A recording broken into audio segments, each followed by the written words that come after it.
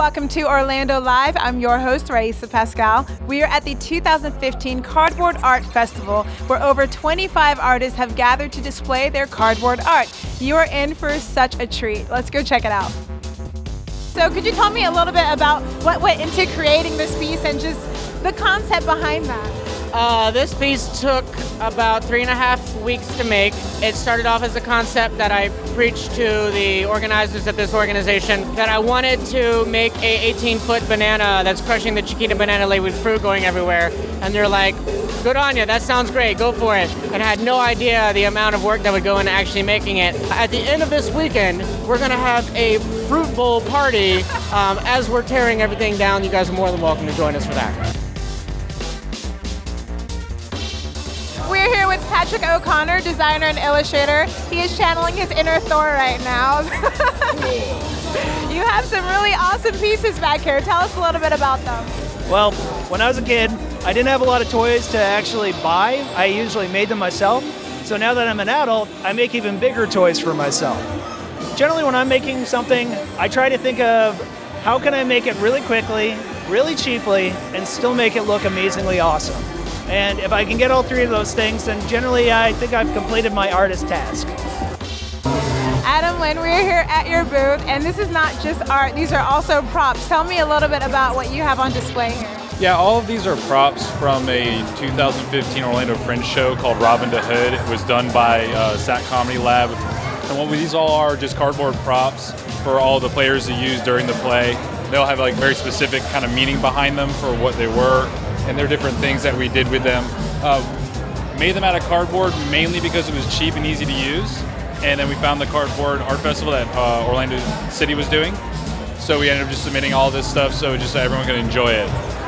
We're here with Mark Bertoli. Mark is publisher at the Daily City, and the Cardboard Art Festival was his concept. This is your baby, and as you can see, there's just a line of people going inside, tons of people inside enjoying it. Tell me just what's going on in your mind right now. I'm super excited. This is our third year that we've done it, and it's a bunch of creative people who put a lot of hours into making art from cardboard. And I think when you hear Cardboard Art Festival, you're like, that sounds strange. But as soon as you walk in, you see that it's an amazing medium to work in. What do you hope people take away from this event? I hope they steal a lot of stuff because no one's really paying attention. So you could and a lot of it's just like pinned on the wall. And if I was coming to an event like this where I pay $5, I would make it worth my while. Maybe carry a backpack, maybe wear a hoop skirt, just shove a little something in there. What? No, I think that people should take away just fun. It's a fun, quirky event. And Orlando is awesome, right? And the more quirky events like this, the better, whether I do it or somebody else does it. So actually, when I think about it, what I hope people do is come in and go, this is such a crazy event. I've had an idea in my head. I'm going to put on an event. And then pretty soon we have more and more events. You talked about how we came up with the pieces, and we were struggling a little bit to have a focal point. So Matt Merkel came up with the idea of the homeless bench, the bench that's so ubiquitous in homelessness. And then he and his partner, Angel, came up with the idea of putting the homeless Jesus on the bench, and they worked together to build that. So that became the focal point, and we worked around that. What we have back here, we have some poems. Both Matt and Mark are both very good poets. And Mark had written several poems about homelessness. And so there's two here by Mark and one on the other wall by Matt. And then we also did a couple of pieces. We were working with these squares so that everybody could get their hands on the art and do something, but as individuals, and then we put them together. So this one represents a tiny house project that's being promoted somewhere in the United States. And this QR code will take you to that project, and that's one city's answer to housing homeless people. One of the biggest things we hope people take away from it is to understand that this homelessness is a situational thing that could happen to any one of us, that we are all connected, and that we could all participate in a solution. So each of us as individuals and all of us collectively can do something about this.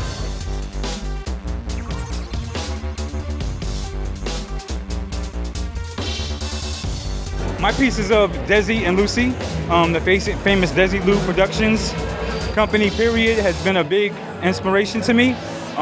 They were one of the world's most famous interracial couples, and being the product of an interracial couple, it was really special to me to grasp onto the fact that, you know, this statement that they made by even being together is a big deal. And then they took it to another level, you know what I mean?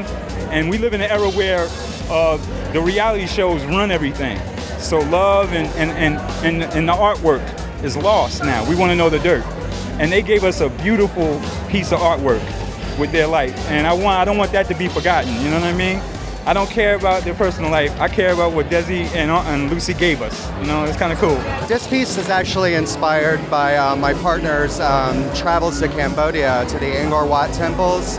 The vines that sort of grow all over those old temples, and that's where the idea came from. And it's a piece that I worked on for probably about six months developing it. So. What are your thoughts on the Cardboard Art Festival as a whole? I am thrilled to be part of it. Dina Bina, who's running the show, is fantastic. I really couldn't have asked for a better experience, and all the artwork is amazing. Well, that does it for the 2015 Cardboard Art Festival. We've had a great time showing you all these phenomenal artists, and hopefully we've also shown you that anything can be made into art. This is Orlando Live. Don't forget to keep Orlando awesome. I'm your host, Raisa Pascal.